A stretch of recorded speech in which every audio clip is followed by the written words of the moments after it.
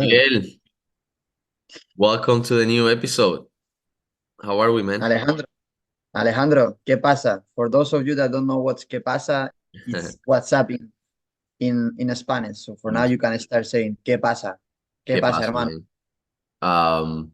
So again, similar episode of what we talked last time, but now we're gonna dive a little bit more in depth on, methods for weight loss. That's how I want it to be, like the title, methods for weight loss. I think people out there try different things to lose weight. And they even do things that they're pretty extreme, because I feel like it's, yeah, lack of knowledge as always, right? And that's usually the main problem.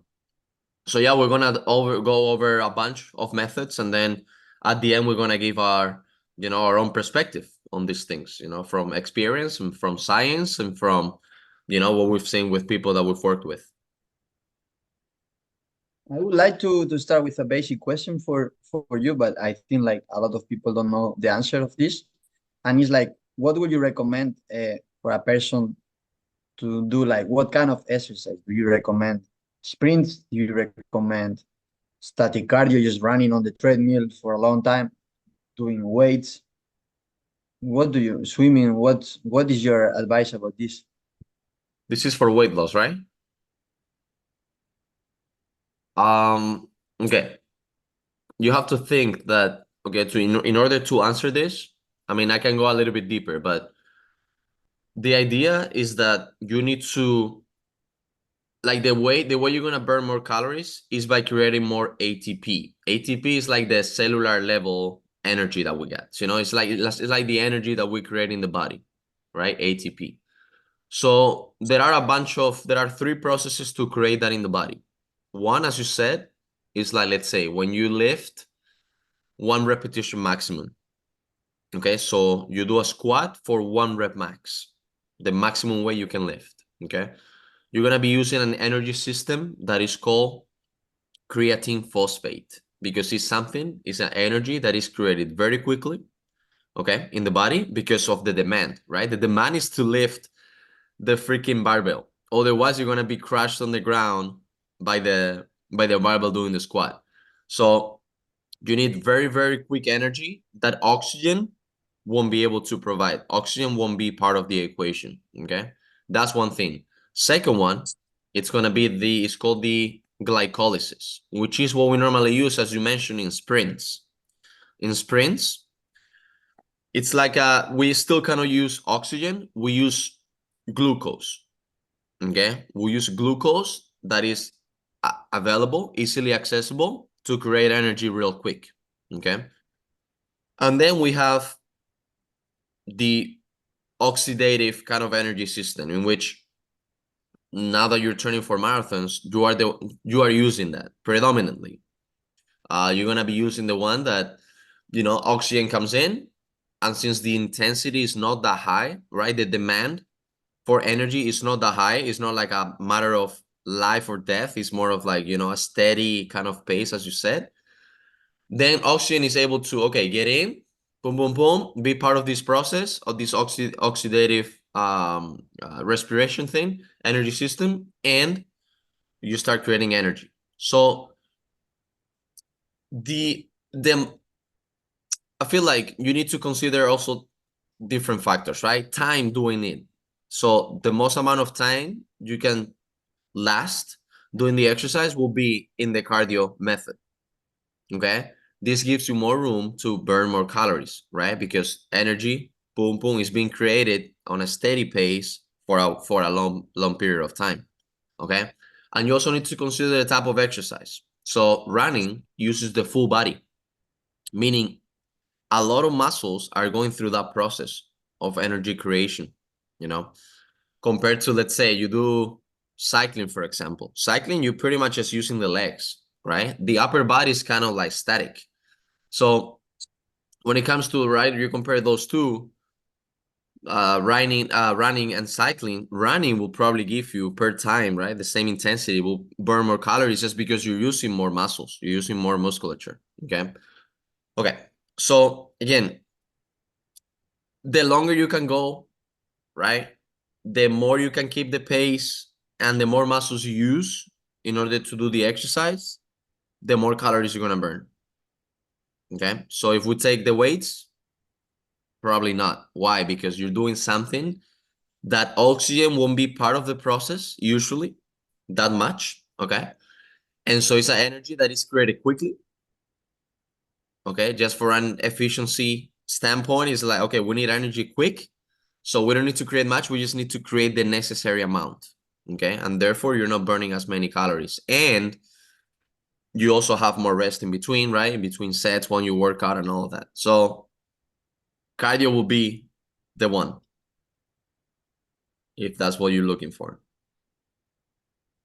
So from what you said, imagine a person goes to the gym for 1 hour, no, and he's doing weights, weighting between sets. See, that person is not gonna lose as much weight as one person that is doing, for example, cardio running for 1 hour. The one doing cardio will lose a lot more weight. You think? I wouldn't say that. I would say burn more calories during that period of training. Yeah, I would say so. I mean, again, of course, right? There are many cardio intensities and there are many weightlifting intensities, right?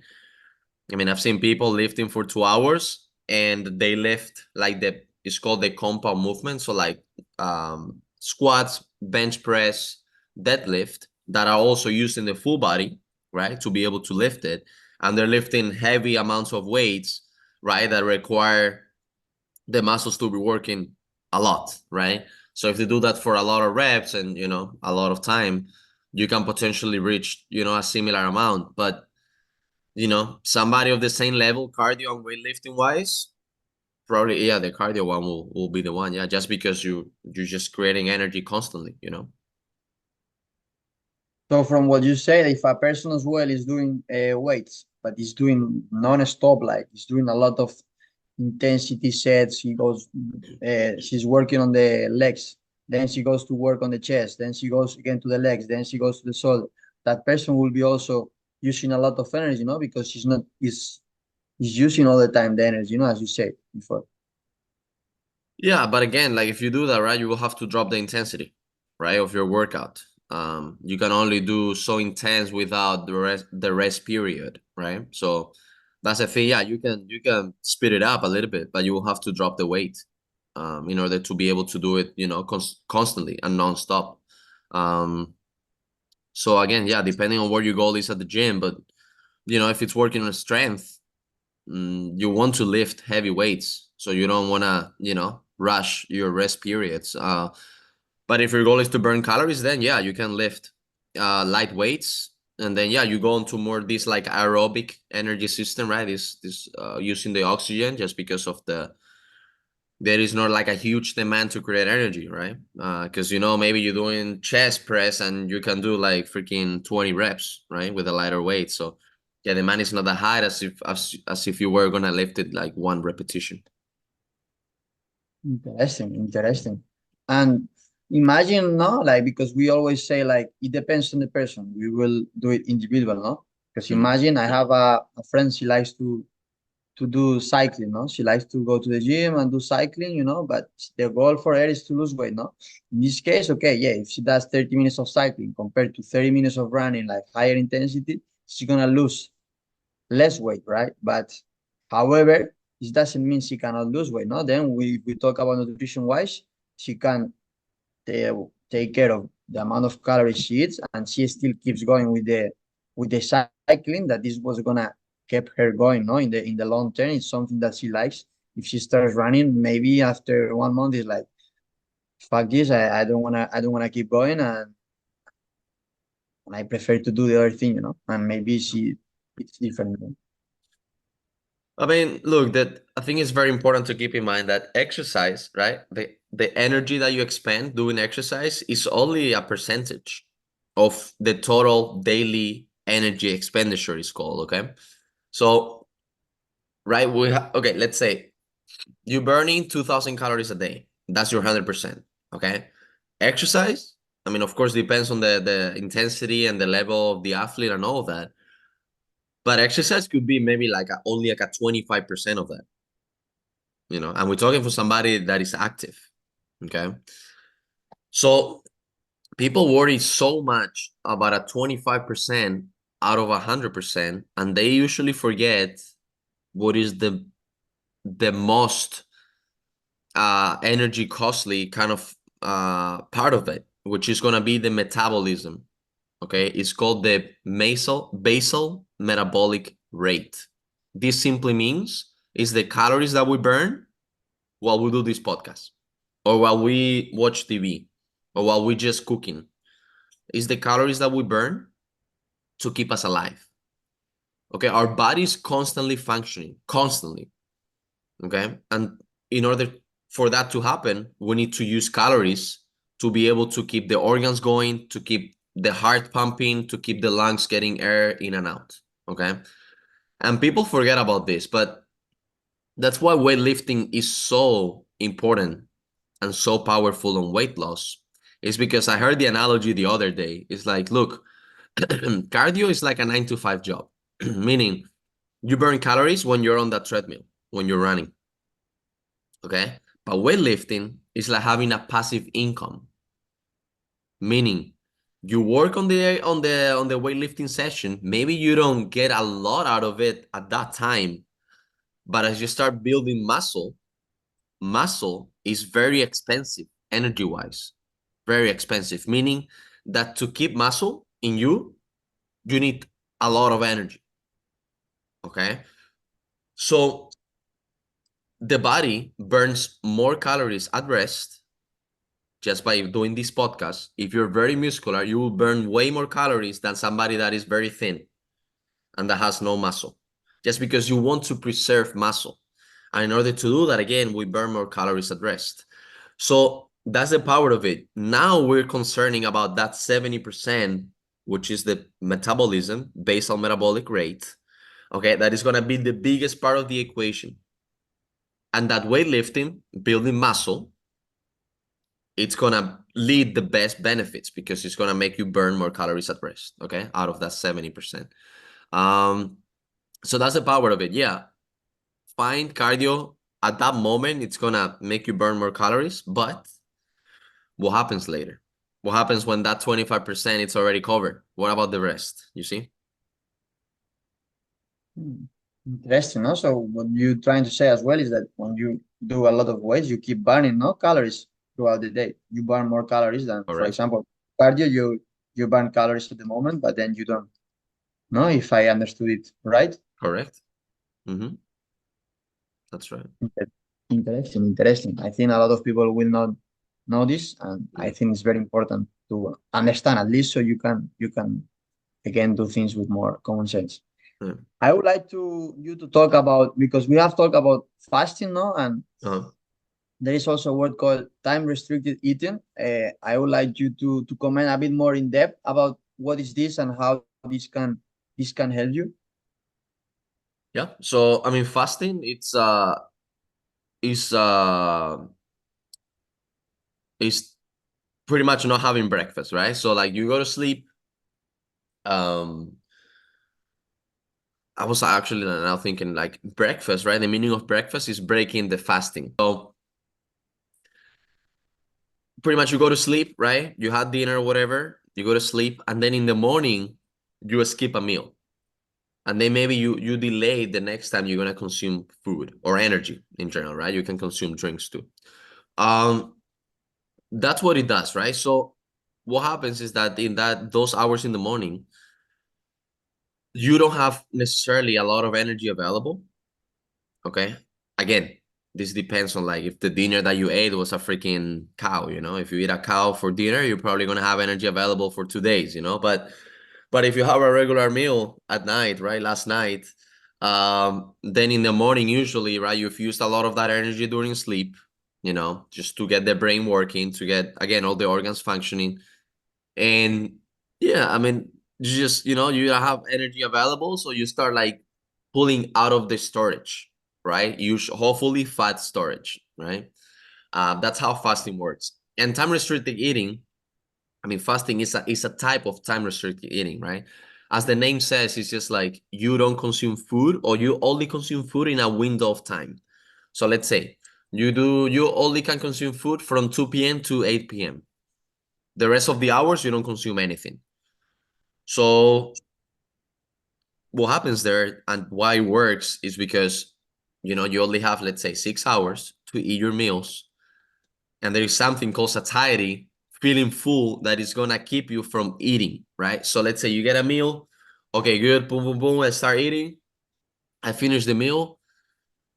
And now I'm going to be full for the next 2.5 hours, 3 hours. And then when you realize, like, shoot, it's already 7 p.m. or 7:30, and I have until 8 p.m. to eat. So you see, like, you don't have a lot of room to consume calories, okay? So the idea is that hopefully everything kept equal. You know, you're not, I mean, you're not, of course, in that freaking window, you're not consuming again a freaking cow or like 5 cheeseburgers. No, you're keeping your healthy diet, healthy lifestyle, healthy nutrition, but the calories that you're going to consume are going to be less just because you don't have a lot of room to consume them. Okay, that's why it works. Same thing with fasting, right? Fasting, the idea behind it is like you're going to start pulling energy from fat storage, hopefully. Okay, so from storage. And yeah, that's going to help you reduce fat mass. And then yeah, just hopefully consume less calories too in the window that you actually choose to have. I would like to talk about my mother because my mother, I mean, I do fasting as well, but I didn't do it like in lost weight purpose. I just did Uh-huh. it because of, and I lost weight, but that was not the purpose Yeah. at the beginning. And then my mother, she used it to start losing weight. And what she did, like she used to eat breakfast as soon as she wake up before to go to work, like a huge breakfast, like a lot of Mm. coffee with milk and a lot of toast with marmalade, like with jelly. She was eating a lot of this, but she enjoyed it. The Uh-huh. thing is that she enjoyed eating this a lot, but it was a lot of calories that it was making the difference at the end of the day. Mm. So she decided to remove this, and instead of eating breakfast, for example, at 7, that's when she was eating, she ate at 10. At 10, and she changed, and what she ate is like a toast with avocado, sometimes with eggs, also fruits and nuts, and she changed to a healthier way. But the point is, like, my mother, she was using willpower. She was not eating a lot of calories throughout the day. It's not like after a dinner, my mother, sometimes she was very hungry, but she ate in a way that she kept consuming less calories. And at the beginning, it was not easy. Yeah? It was not easy. It took time for her to adjust to it, but after she was used to it, and it didn't require that effort. But at the beginning, it's gonna require Yeah. an effort, because changing is, even if it's like step by step, it's always difficult.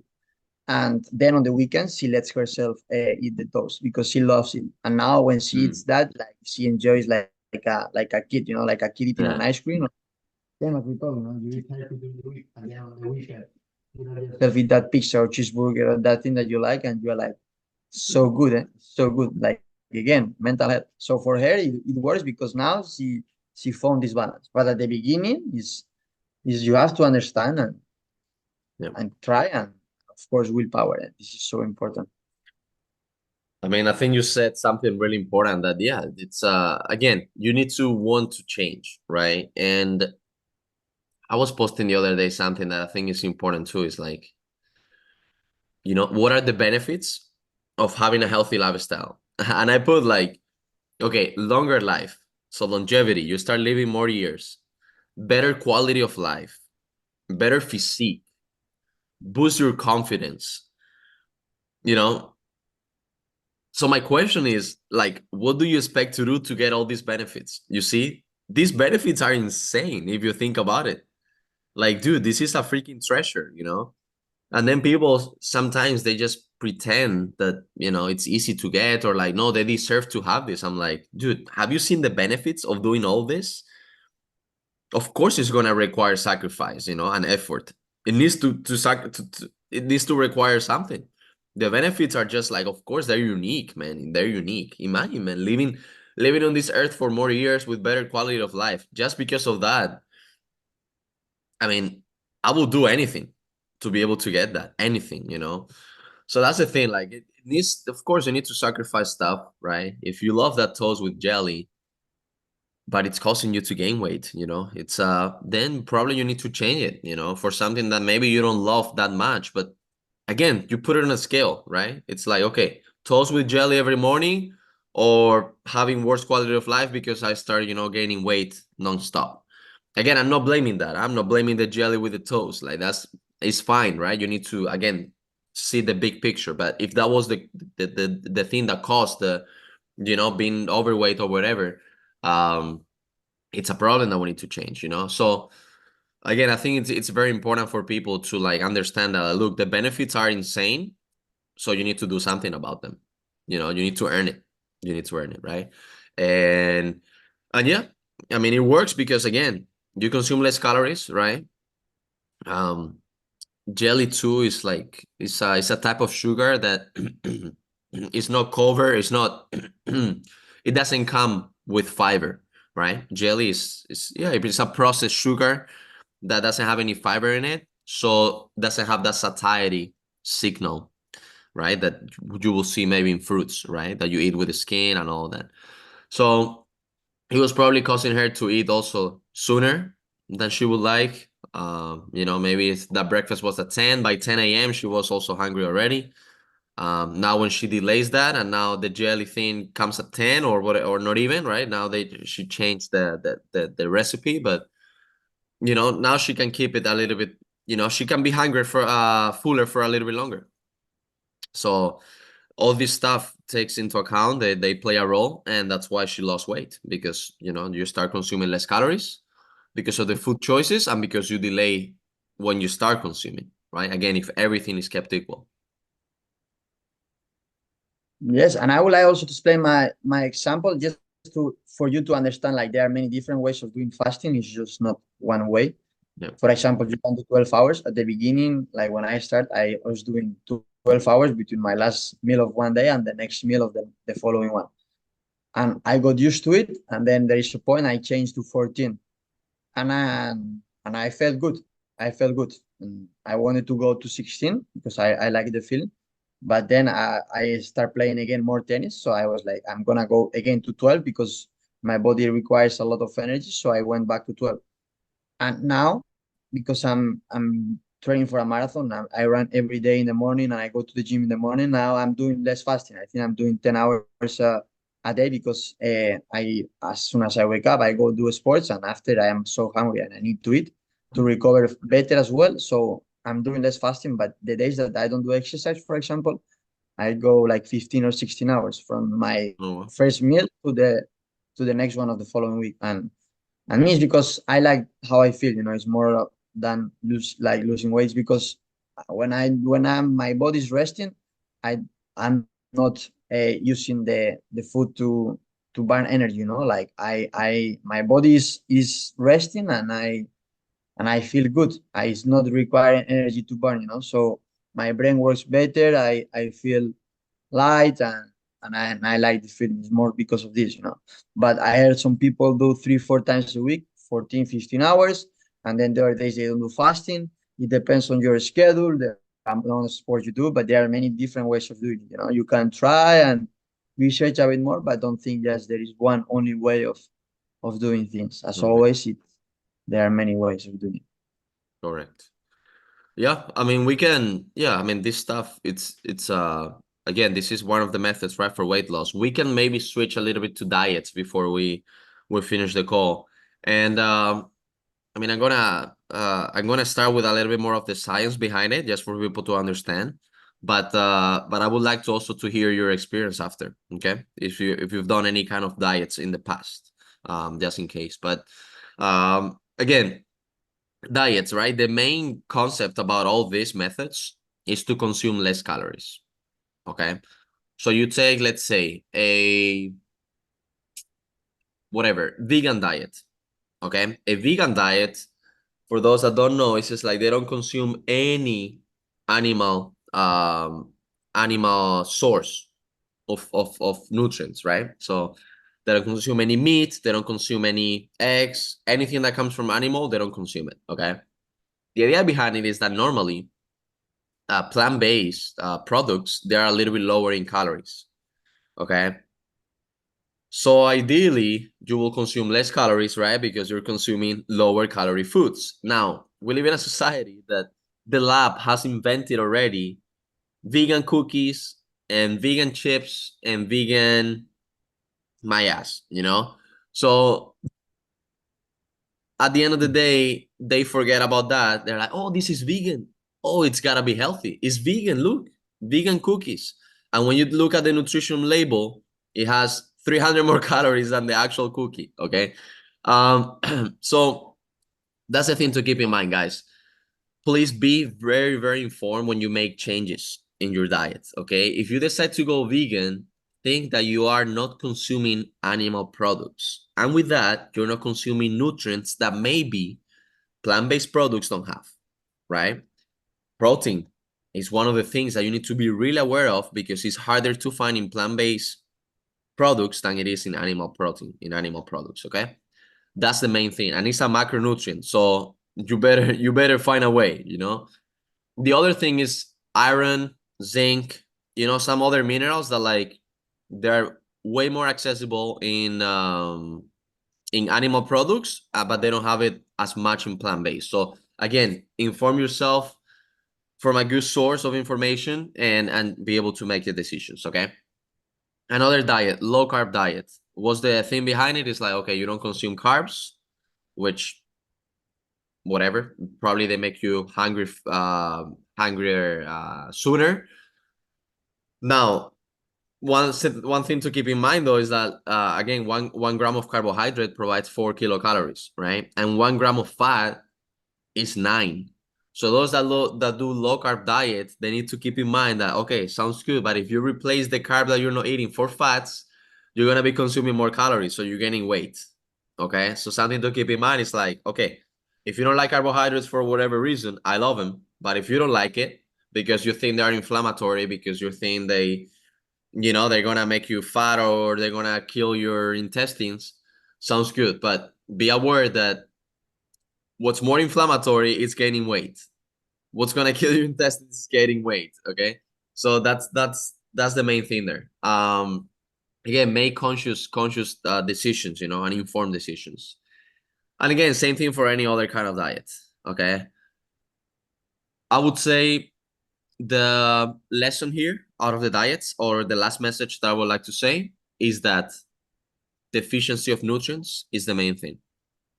Deficiency of nutrients. You don't want to change to a diet that you are deficient in important nutrients that you need, and then you start having health problems. Okay.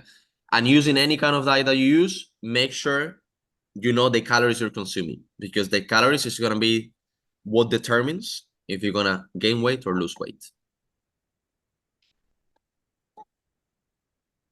And also, when you read, or if you read a book or read articles, check the website. Check like, is this website safe, or one follows this place and maybe they are saying something that doesn't make any sense, you know. So check everything to make sure it's, or check other places. What do they say? Do they always, do they have a pattern and they tend to say the same thing but differently, or everyone says something differently, and then you need to research, you know. I think it's very important, because for example, with soy, I say, like, some people say soy milk is not good. Other people say no, the best one is almond milk. Others, oh, eat cow milk because it has more protein, you know. And but what is the reason behind, you know, all of this? I think it's good if you pay attention to this as well. Yeah, for sure. Any experience that you've had with diets before? Like, have you tried any diets? Yeah, when I was in college, I started trying vegetarian. Like, I didn't eat any animal products. Like, especially not meat, no. But I was drinking milk, like cow milk. That's the only thing I was doing. But I like the feeling. I like the feeling, and es que te lo cambio otra vez, que lo he dicho, me he ido a otro sitio. Yes, so me, I tried like vegetarian diet. At the beginning, I didn't eat anything like related to animal products. Like, I was eating everything on extreme, because I didn't read much, and I want to try, you know. And this was a mistake. Um, but I like the way I felt with it. I think I was having deficiencies of some nutrients, but I was not aware of it. And after, with the pass of the time, I started learning more about it, and I started eating some animal products. Like, I keep eating with like not much meat and it's because I like the way I feel. I feel lighter and I enjoy. I found a way of enjoying eating like food without needing to eat animal products. But sometimes I eat eggs. I eat sometimes cow milk, and it's okay, you know. And if I go with my friends, I'm gonna eat a cheeseburger. Yesterday I went and I ate a cheeseburger with potatoes, and I love it. You know? So I think it's good, but you have to understand the whole way and pay attention, as I have to say, to the protein. But me, I like it because of the thing is better for the environment, like to take care of everything a bit more, and also because the way I feel. I go on these two things. I do fasting because I like the way I feel, and I don't eat much meat and because I like the way I feel. But it depends. Again, everyone is personal, and you have to try and learn in order to see what works for you and what doesn't. Correct. Yeah, I mean, to finish the call, right, I would like to just say what I do with my clients and what I do with myself, right? I will never tell one of my clients to do something that I haven't done before just because I hear that it's good, but I want to try it on myself first. So what my clients get and what I get on a daily basis is a balanced diet, meaning there are no restrictions. Okay. I base my meals on nutrients. Some people tell me, look, dude, you have some weird mixtures that you do. Because sometimes you will see like pasta with beans and freaking salmon or whatever, you know? And it's like, yeah, it's because I eat by the nutrients, right? So I'm really aware of what I eat. I always have a base of carbohydrates, pasta, brown rice. It's actually pretty much what I get. Sometimes bread, so I make it like a sandwich. And then I have vegetables, the ones that I like, which I don't have many that I don't like, but I know some people they're very picky with that. Um, and then I have my protein. Sometimes it's salmon, so fish. Sometimes it's chicken, turkey, beef. Sometimes I opt for plant-based proteins. Sometimes maybe I add like a can of beans, you know, on my rice. And that's how I get the protein. Maybe I add 1 or 2 eggs to make sure I'm getting a little bit more. But you know, again, I eat by the nutrients, and that's how I make the nutrition plans for my clients. And I think it's the best way to do so because it gives you a lot of flexibility. There is not a single food that you need to avoid. You can still eat whatever you want. Just need to be aware of the portions and be aware of the things that you're consuming and not consuming because of that, right? So if you decide to eat a cheeseburger, okay, sounds good, perfect. You know, you consume this, but also what didn't you consume that you would normally consume on a daily basis? So maybe your dinner that you were gonna have is like beans with rice and veggies. Oh shoot, so maybe from the cheeseburger, I'm missing a little bit of the fiber that I was gonna consume with my actual dinner. So now when you go home, you find a way to consume fiber. Maybe you eat a piece of fruit. You see, maybe you eat I don't know, half a can of beans. Maybe you eat something that is rich in fiber, right? To be able to get the nutrients that you actually need and still enjoy life. Um, but yeah, Miguel, I don't know if you got anything to add. We got about a minute, so I think that was yeah good for today. Good talk. Hopefully helps somebody, you know, somebody that actually wants to lose weight, and hopefully he or she sees it as an easy path, you know. You just have to be really aware of what you're doing, requires some knowledge, and take action. And again, it's a long-term thing, you know. It's a lifestyle, so don't think that you know you're gonna fix any problems in a few months. Adopt habits that you can do for years. So important is it affects the way you feel and the way you look, and it's all related to self-confidence. So Yeah. pay a lot of attention to all of this. All right. Well, Miguel, thank you again for your time. Okay, it was great. Good talking to you again. Bye bye.